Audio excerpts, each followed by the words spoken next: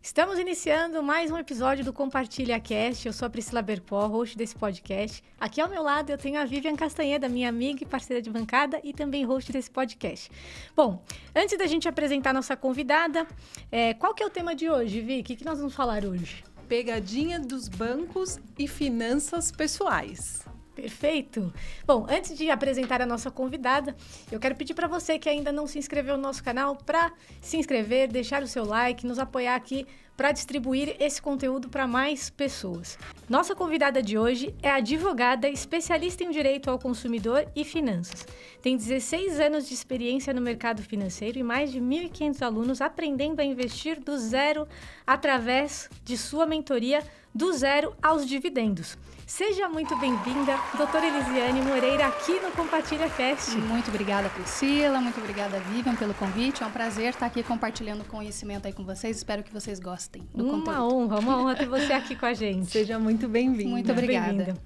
Bom, e para começar, como a gente vai falar de um tema tão relevante, tão importante hoje para as pessoas, que precisam aí observar a parte das finanças, entendendo melhor como que a educação financeira pode ajudar na vida das pessoas. E sem golpes, né? Sem golpes, sem fraude. Segura, sempre. Exatamente, sem golpes, sem fraude. Eu gostaria de entender um pouquinho da sua trajetória recente, Elisiane.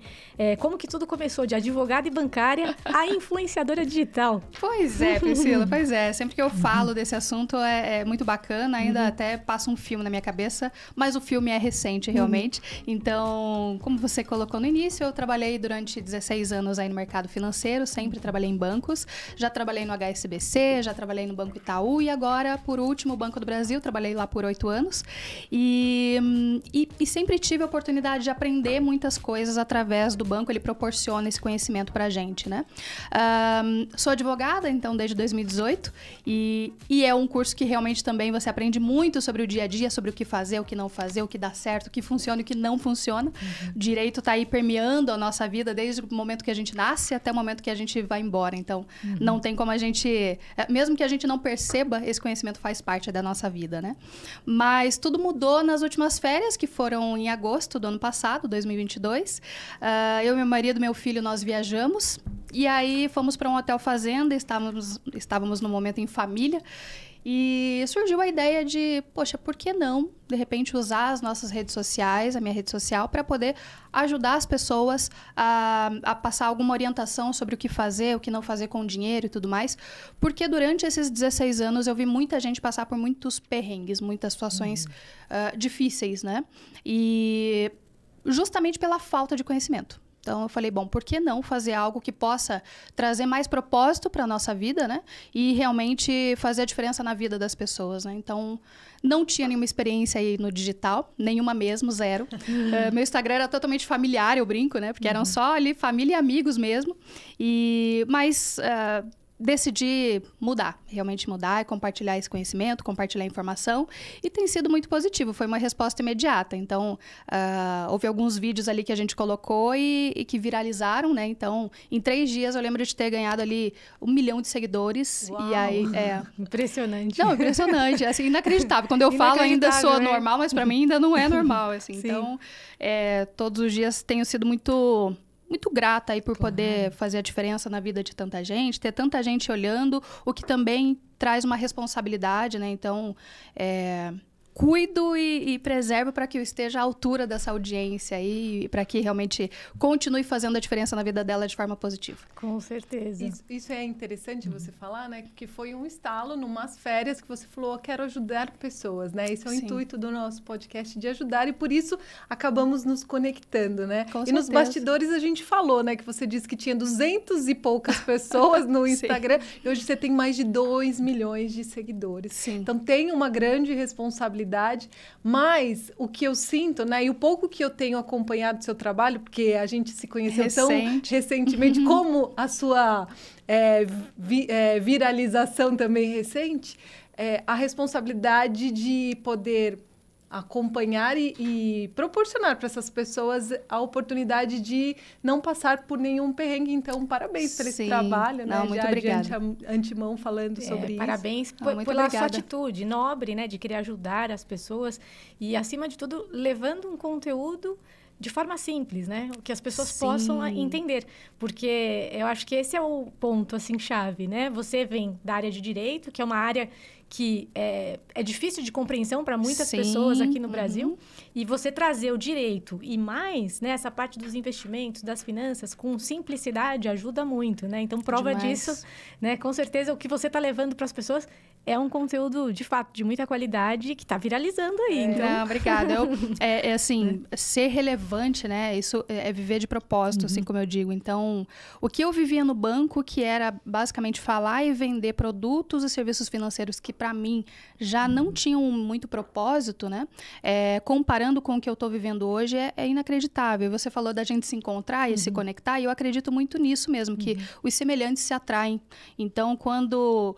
por conhecimento ou por propósito de ajudar as pessoas, acho que quando você vive isso, o universo acaba te devolvendo, te respondendo na mesma proporção e de formas inacreditáveis. Então, tem sido muito gratificante. E o que a Pri acabou de falar é exatamente que eu sinto, acho que é por isso que você está tendo um boom tão grande, porque você fala para as pessoas o que elas precisam e de uma forma que elas compreendem. E por isso, eu acho que acaba tendo esse retorno. E aproveitando disso, né, até a gente separou aqui algumas perguntas, até para que os nossos seguidores, né, o pessoal que nos acompanha, nos assiste, nos escuta, né, possa... E veio até deles, assim, para a gente poder contribuir um pouquinho mais, né? E daí, você fala de portabilidade de contratos, né, empréstimos, que isso é vantajoso para o consumidor. E quais são os cuidados que eles precisam ter? Muito bem. O banco, e aí eu sempre brinco assim, né? Que a simplicidade, ela envolve até um pouco de humor aí no conteúdo, mas não é... A crítica, ela não é para ser destrutiva em relação a bancos. O banco é um negócio como qualquer outro, né? O ponto é que você precisa ficar atento sobre esse negócio, como o banco funciona e qual é o papel do banco na sua vida financeira. É esse o ponto, né? Com relação à portabilidade de contrato, eu sempre digo que as dívidas a gente nunca paga, a gente primeiro negocia. Né? Então, a gente tem que buscar essa possibilidade de negociação, porque muitas vezes isso é possível, o banco espera que a gente faça isso, e a gente não faz, muitas vezes, por alguma vergonha, né? Por não querer, de repente, argumentar sobre isso, ou mesmo por um descuido. Você acaba saindo o dinheiro aí do seu bolso à toa, porque muitas vezes você não negociou, você só foi lá e pagou uma dívida. A portabilidade de crédito, ela é uma das formas de fazer essa renegociação de dívidas, né? Porque muitas vezes você tem um banco X, onde você fez um financiamento, ou mesmo um crédito pessoal, e aí você tem um banco Y que está disposto a tomar essa dívida e muitas vezes reduzindo a tua taxa de juros. Isso faz muita diferença. Então, às vezes, é 0,2% ou 0,5% ao mês que você pode olhar e falar, bom, não vai fazer muita diferença, eu não vou atrás disso. Só que quando você coloca isso no longo prazo, faz muita diferença, né? Então, isso vezes 48 meses ou vezes 60 meses, faz toda a diferença. Então, e um banco, pode ter certeza, ele sempre está doido para buscar a tua dívida em outro banco. Porque o custo que você tem com a análise de crédito foi do banco X.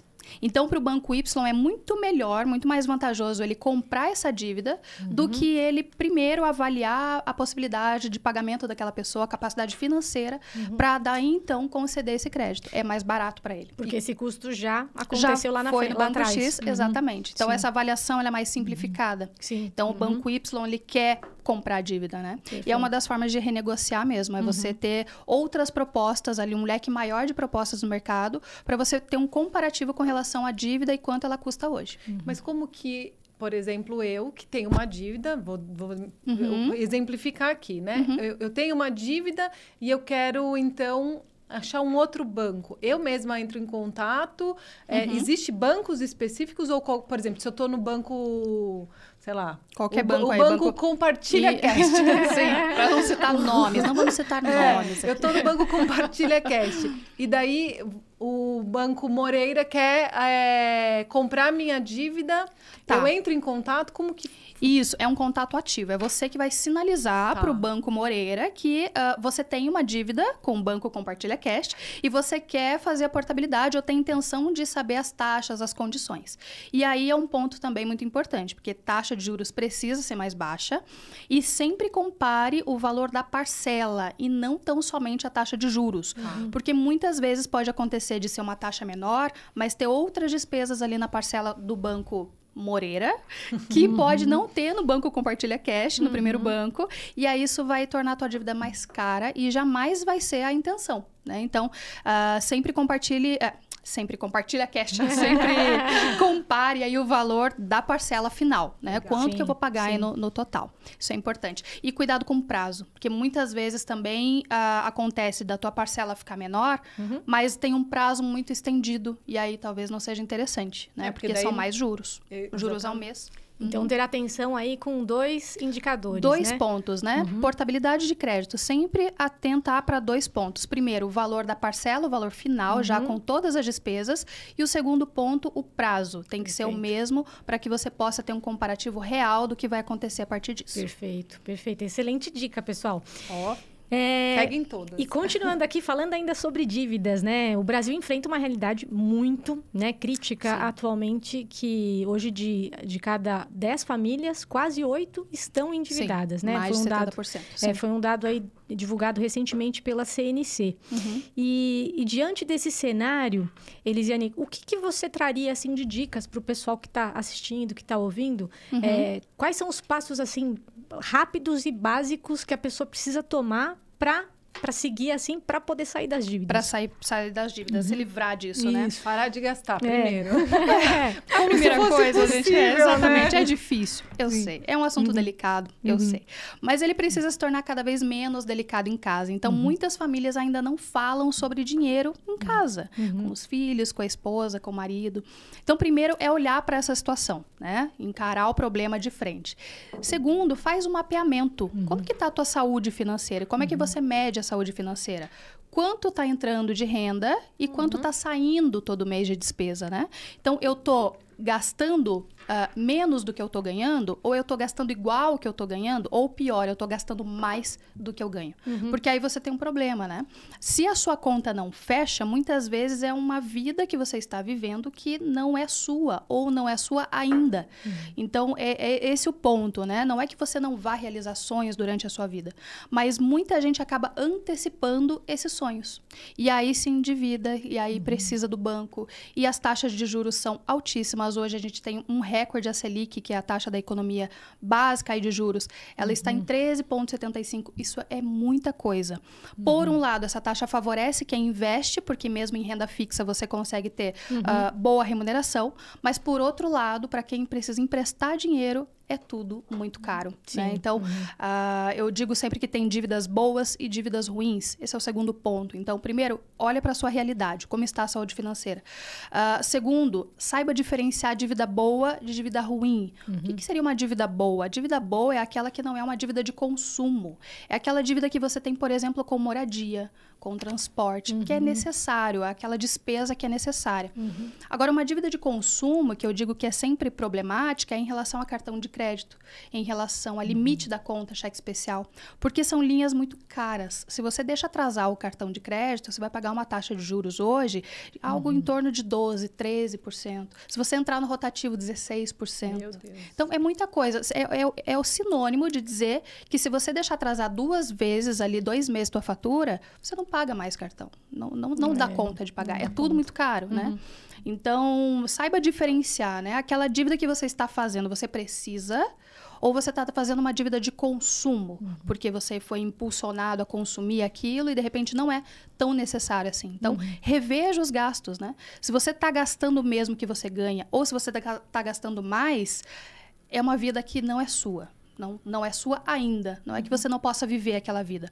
Mas hoje você está antecipando e por isso a tua conta não vai fechar. E daí é importante ter aqueles cadernos para anotar tudo que Muito gasta, bom, onde muito está bom. gastando, Sim. para que possa entender, porque tem muitas pessoas que não sabem. De repente, eu ganhei 100 patacas. De repente, meu Deus, onde que eu gastei essas 100 patacas? Eu já não faço a menor ideia. Menor Então, ideia, sim. Anote tudo que vai gastando. Perfeito. Né? Mapeamento é exatamente isso, olhar para isso, né, e controlar, né? Então, eu digo sempre que o simples funciona. Não se preocupe em pegar a planilha mais robusta, mais complexa e colocar no seu dia a dia, se aquilo vai complicar mais a sua vida. Então, simplifica. Se o caderninho funciona para você, ótimo, pega o caderninho. Eu recebi uma dica esses dias que eu achei muito boa, que é do WhatsApp. Faz um grupo com você mesmo no WhatsApp. E cada vez que você sair de casa, você vai registrar ali no WhatsApp quais foram as suas despesas. Isso ajuda porque normalmente o caderninho você não vai levar contigo para todo lugar, mas o celular você vai. Sim, E aí sim. não corre o risco de você perder o controle dos gastos daquele dia, por menores que sejam, né? Um Uber, um pouquinho que você andou, e aí você pensa, é só mais esse, é só mais esse, é só mais esse. E no final do mês você não controlou, toma um susto no cartão de crédito. E você sabe que isso é muito real, porque eu tenho a minha planilha, inclusive se alguém quiser, eu tenho uma planilha modelo que eu mando para todos os meus mentorados aí para ajudar. E eu controlo tudo, né? Então é assim, da casa, do carro, de alimentação. E eu fui olhar o mês passado, que eu fui fazer um check-up. Menina, eu gastei mais de R$250 só de estacionamento em São Paulo. Olha. E é de 5, 10, 15, né? Um pouquinho aqui, um pouquinho ali. Que a gente não percebe, Fiquei vai gastando. Baixei a Zona Azul e passei a colocar o carro na Zona Azul. Extrapolou a meta do cartão de crédito. Extrapolou a meta do estacionamento. Eu falei, a linha do estacionamento foi a meta, estourou a meta.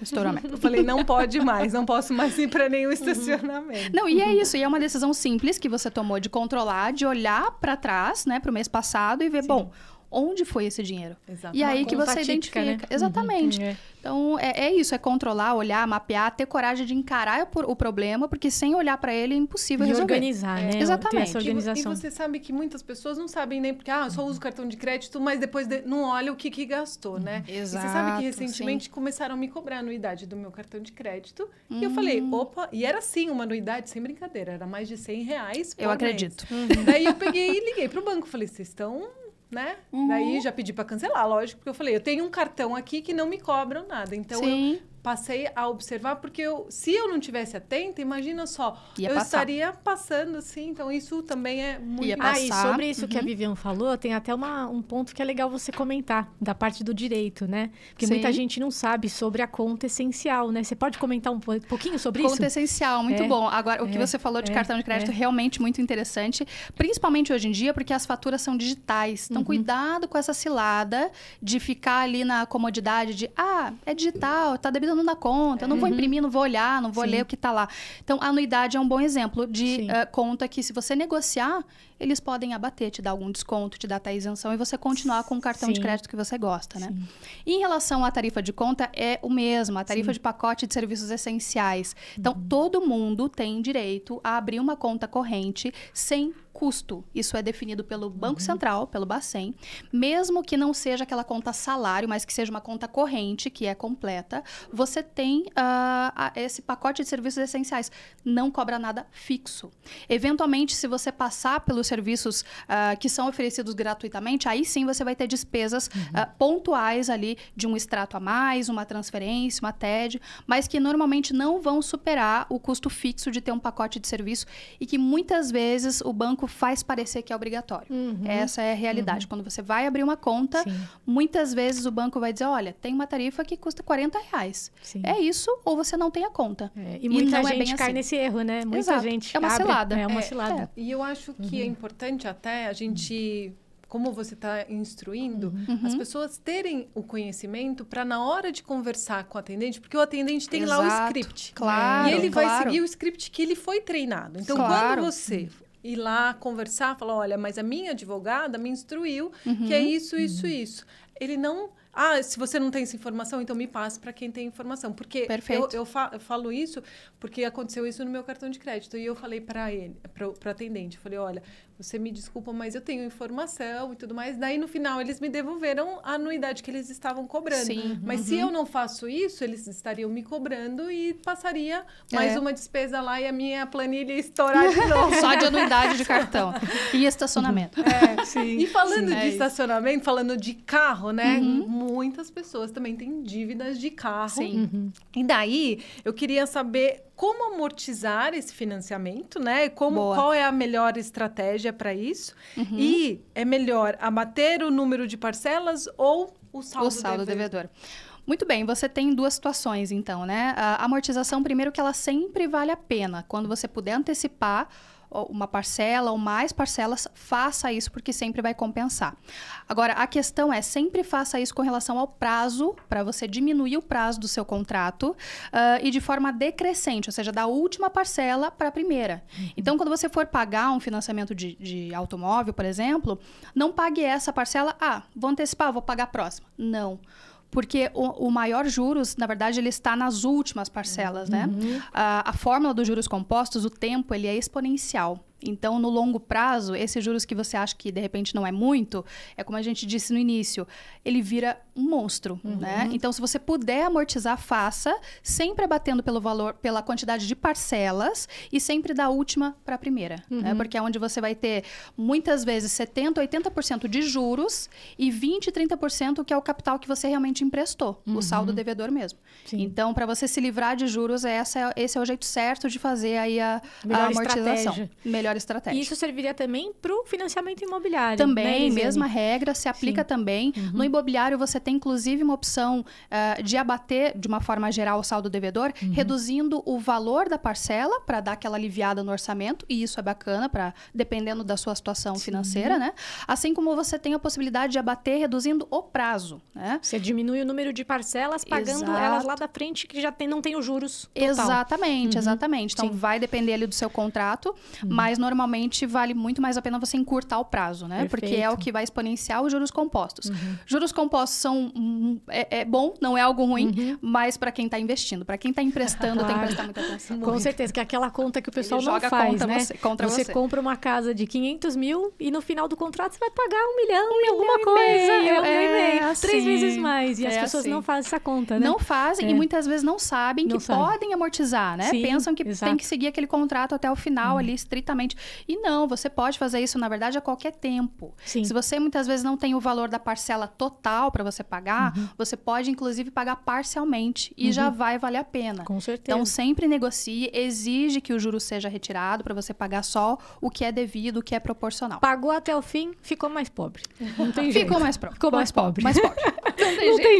Não tem jeito. Já que a gente está falando de casa, e você tem um curso que chama-se do zero aos dividendos. Aos dividendos, eu queria que você comentasse aqui para o pessoal que está ouvindo também, nos assistindo, qual que é a melhor estratégia? Comprar uma casa ou alugar?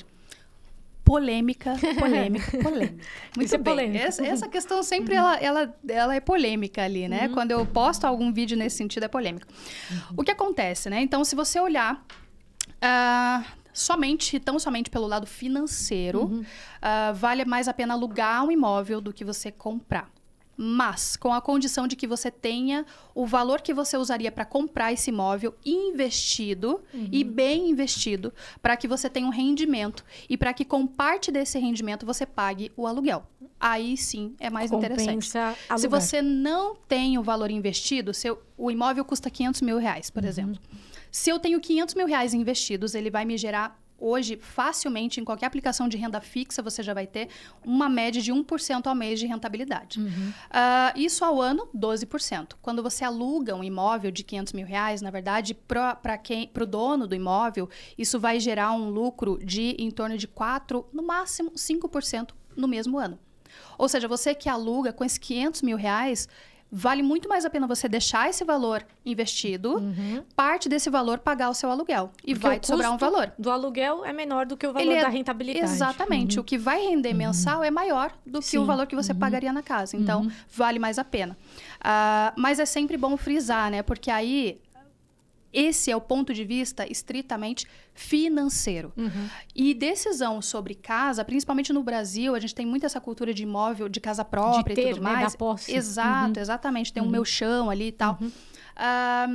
Não analise só do ponto de vista financeiro, né? Então, traz para a sua realidade se aquilo vai te fazer realmente bem, se vai fazer bem para sua família, se você vai conseguir dormir à noite sabendo que você não tem um imóvel próprio e ao invés disso você está alugando. Porque isso faz parte também da decisão, né? Sim. Então, as decisões que a gente toma na vida de forma geral, elas nunca são olhadas a partir de um único ponto de vista.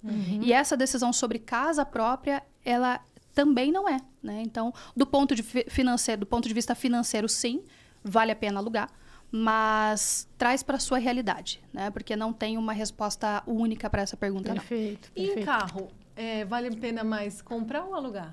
Comprar, muitas vezes comprar. Na verdade, depende o carro, ele é um ativo ou é um passivo para você? Acho que essa pergunta é a principal. Porque, por exemplo, quando ele é um ativo, quando ele gera alguma renda, o ativo é tudo que coloca dinheiro no seu bolso, né? Agora, se ele é um passivo, ou seja, ele não está te gerando renda, ele é só um bem que você utiliza ali no dia a dia, mas ele vai trazer as despesas normais ali, né? Então, acho que a primeira pergunta é essa. Se você, aliás, nem alugar ou comprar, mas de repente o transporte, as opções que a gente tem de transporte hoje, né? Qual é o uso desse imóvel? Será que vale a pena, colocando na ponta do lápis, eu usar as opções que eu tenho de transporte, de aplicativo e tudo mais? Ou ter um carro próprio e aí mesmo com as despesas anuais ali, isso vai compensar? Então, acho que é nesse sentido, sim. Legal isso. E daí, a gente estava falando agora recentemente de cartão, eu quero voltar no assunto de conta corrente, né? Boa. Porque eu acho que muitas pessoas têm essas dúvidas. Agora, com bancos digitais, como que funciona tal. Então, quais são os cuidados que as pessoas devem ter para abrir uma conta? Perfeito. Né? E quais são as pegadinhas que eles têm que ficar atentos para não cair em possíveis... ciladas para isso, né? E principalmente porque os bancos não falam, eles querem captar mais pessoas. Sim. E principalmente porque eu já percebi que, por exemplo, em banco digital tem coisas que você não consegue fazer, com parceiros, então nos ajude aí. Muito bem. Tem dois caminhos, né? Então, os bancões, que são os bancos tradicionais, né? Eu chamo carinhosamente de bancões, mas ele te proporciona um relacionamento e uma proximidade maior ali com relação às pessoas e com relação ao atendimento, né? Em contrapartida, o banco digital, ele normalmente não tem custo. Então, essa é a grande verdade. Você pode ter o pacote de serviços essenciais, mas você vai ficar com um atendimento mais precário, mais privado nesse sentido, né? Bancões, né? O que eu tenho que cuidar com relação à abertura de conta, né? Verifique todas as taxas que, eventualmente, eles vão te cobrar e não terceirize a responsabilidade sobre o seu dinheiro para o banco só porque ele fica lá na sua conta. Então, não aceite qualquer coisa como investimento. Não pense que capitalização ou tudo aquilo que for oferecido pelo gerente de contas vai ser bom para você. Então, saiba avaliar. Como é que você aprende a avaliar? Você torna a sua mente mais independente através de conhecimento. Capitalização, o que é isso? É investimento? Não é? Rende juros? Não rende? Então, eu falo sempre da capitalização porque é o exemplo mais comum. Se você já foi algum dia em uma agência bancária, com certeza alguém já te ofereceu uma capitalização, né? E aí acaba sendo mais comum, né? Sim. Todo mundo passou por isso. Mas não aceite tudo como verdade. E aí não é nem falando do funcionário, do atendente que a gente estava falando. Bom, ele faz aquilo porque ele segue um script. E, de fato, o problema não está no funcionário ou no caráter. Não é nada pessoal com você, com o cliente, nada disso. A questão é que o sistema bancário, ele acaba promovendo algumas vendas que não deveriam ocorrer, porque normalmente você tem ali uma reunião matinal de metas, exatamente, de metas, que não consegue nem poderia considerar o perfil de cliente que vai sentar na mesa do gerente. Sim. E mesmo assim ele vai ter as mesmas metas para cumprir, né? Então, como que você escapa de ciladas, seja em bancões ou seja em banco digital? Com conhecimento. Saiba o que você está fazendo com o seu dinheiro, porque o dinheiro foge de quem trata mal o dinheiro, né? Então, tratar mal é justamente você não saber e terceirizar, deixar essa responsabilidade com outra pessoa. O meu gerente disse, então vou seguir o que o gerente disse. Vou confiar nele piamente, né? Exatamente. O conhecimento, ele é sempre importante. Se não souber, coloca lá no Google ou segue que, olha, ela vai te dar Elisiane Moreira. @ doutora Elisiane. Doutora Elisiane. Que ela vai te dar todas as dicas. Todas as dicas. Bom, já estamos caminhando aqui para o final. Uma pena que passa rápido. A gente podia ficar passa aqui a rápido tarde que eu nem inteira. vi Eu tô escutando a passar. galera lá. Que peninha. Eu ouvi. Que peninha.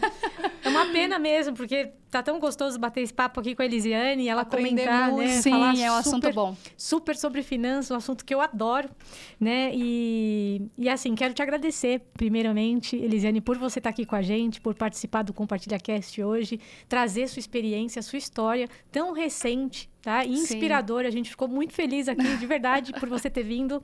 E antes da gente encerrar, a gente sempre pede pro nosso convidado trazer uma mensagem, né? Para eternizar aqui no Compartilha Cast. Então, eu passo a palavra para você transmitir essa mensagem pro Muito bom, muito legal. Ouvintes. Meninas, primeiro também gostaria de agradecer demais aí pelo convite. Uma honra, um prazer falar com vocês. Parabéns pela iniciativa. Iniciativas como essa realmente têm muito valor e são muito relevantes aí na vida das pessoas. Compartilhar informação, conhecimento é sempre muito bom, né? Ser relevante na vida das outras pessoas, né? Em relação à mensagem, o que eu digo é... o dinheiro precisa trabalhar. Faça o seu dinheiro trabalhar por você, ou você vai acabar se tornando um escravo desse dinheiro a vida toda. E não é para você viver uma vida assim. É para você viver uma vida mais leve, onde o dinheiro também tem a sua função, que é a de buscar mais dinheiro para o seu bolso. Então, com segurança, com conhecimento, tornando a sua mente cada vez mais independente, realmente você consegue ter caminhos bons, positivos, que vai tornar a tua vida financeira muito mais fácil, muito mais leve, muito mais agradável. E converse sobre dinheiro em casa com a sua família. Muito bom. Muito bom. Foi uma delícia. Eu quero muito agradecer você Imagina. e o Giovanni que nos conectou aqui. Sim, Giovanni, é o muito professor da oratória. Sigam também, aprenda Sim, oratória, que isso coloca mais dinheiro no seu bolso. Nossa, e olha, muito, muito obrigada mesmo por estar aqui conosco, compartilhar Imagina. todos os seus conhecimentos com todas as pessoas que com certeza precisam escutar isso. E eu quero mesmo que você deixe... Você já falou o seu @, mas repita. Sim, é @ doutora Elisiane. É assim que todo mundo pode conhecer, aprender Isso. mais. Aliás, sem ponto, sem underline, sem um S a mais, sem I a mais. Cuidado com os golpes de perfis fakes aí no Instagram, porque é golpista. Então, se te oferecerem algo estranho ali, criptomoeda, esse tipo de coisa... Já fica de olho, já saiba que não é o perfil que você está seguindo, não. Cuidado com os fakes. Cuidado com os fakes. Atenção, informação muito importante. E se você não está inscrito lá no nosso canal, Compartilha Cast no YouTube, no Instagram, vai lá, se inscreve, compartilha com todo mundo para chegar a receber todos esses conhecimentos aqui com a gente. E mais uma vez, muito obrigada. Muito obrigada. Eu que doutora agradeço, Elisiane. meninas. Sucesso para vocês. Obrigada. Amém para nós. E até o próximo episódio, pessoal. Até. Tchau, tchau.